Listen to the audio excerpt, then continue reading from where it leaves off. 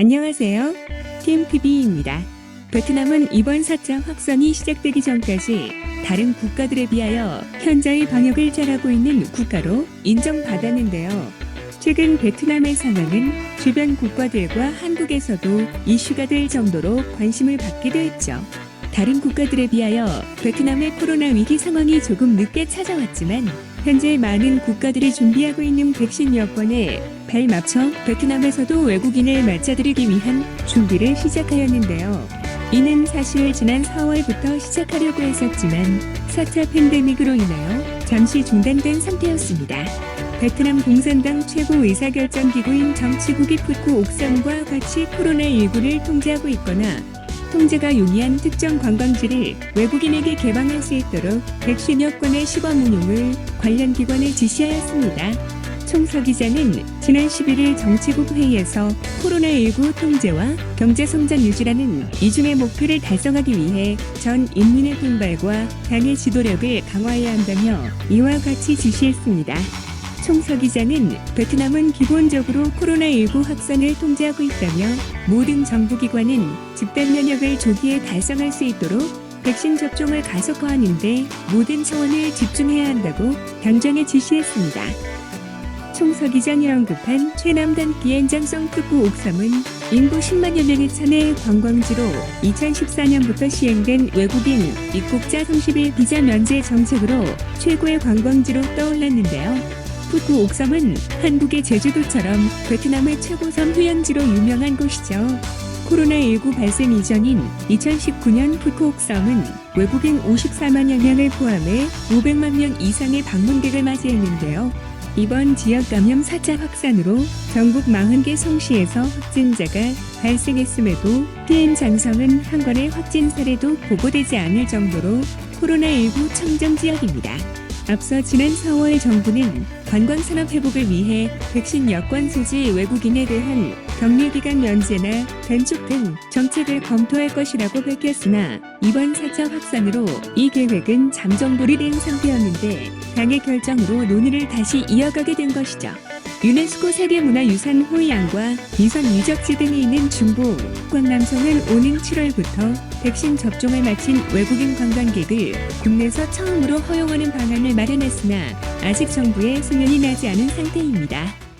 한편 일부 보건 전문가들은 이번 4차 확산세로 격리자가 급증해 집중격리시설이 포화 상태에 이르게 됨에 따라 자가격리를 허용할 것을 정부에 제안했는데요. 현재 격리자는 집중격리시설에 2만여 명, 호텔 및 자가격리 15만 천여 명 등 총 17만 천명 이상입니다. 현재 베트남은 입국자들에 대해 집중격리 시설이나 격리 호텔에 3주 및 자가격리 1주, 3번의 코로나19 검사와 매일 건강신고, 추적입 등으로 관리하고 있습니다. 그러나 백신 접종 이후 백신 여권 적용에 대한 제한이 지속적으로 제기되면서 당국은 격리 기간을 1주로 단축하는 방안을 논의하고 있는 것이죠. 코로나 방역에 있어서 최대한 봉쇄 정책을 펼치고 있던 베트남에서 격리 기간이 1주로 단축된다는 것은 베트남 정부도 경제 성장을 유지하기 위한 노력을 하고 있다는 것이겠죠. 한편 현재 상황이 완전히 통제되지 않은 상황에서의 개방 정책을 준비하는 이유는 다른 국가들의 개방을 시작하는 시기에 함께 개방하지 못한다면 그만큼 관광객들의 수요가 다른 국가로 몰리기 때문에 관광산업의 활성화를 위해서는 개방의 시기를 맞춰야만 하는 것이죠. 이번 정치국 지시와 전문가들 제안에 따라 당국은 격리기간 단축 및 자가격리 허용, 백신 여권 적용 여부 등 입국자 및 외국인 관광 재개에 대한 종합 대책을 조만간 발표할 것이라고 밝혔습니다.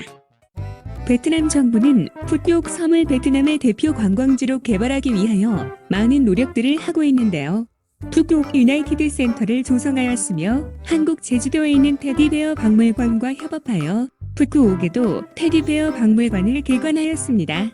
한편 이탈리아 베네치아를 그대로 옮겨놓은 듯한 작은 베네치아를 만날 수도 있는데요.